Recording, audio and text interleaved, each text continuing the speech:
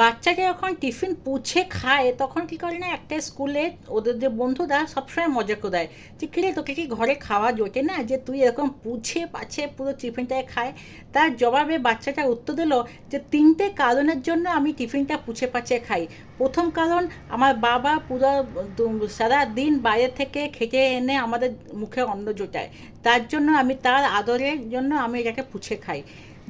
দু নম্বর কারণ হচ্ছে আমার মা এত ভালোবেসে রান্নাঘরে রোদে পুড়ে গরমে সহ্য করে আমার জন্য ভালোবেসে রান্না বানায়, তার জন্য আমি চেটেপুটে খাই।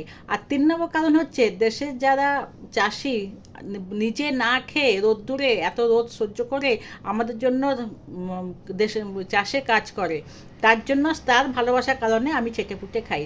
তাই যারা অন্যকে বা খাবার জিনিসকে বেশি করে নাও খেতে পারো না তাকে নিয়ে তোমরা বাইরে ফেলে দাও, তা সেটা নিয়ে গর্ব করো না যে আমাদের বেশি আছে বলে আমরা ফেলছি। না, যেইটুকু দরকার সেইটুকু থালায় নাও, আর খাওয়া হয়ে গেলে ভালো করে পরিষ্কার করে খাওয়া খাও।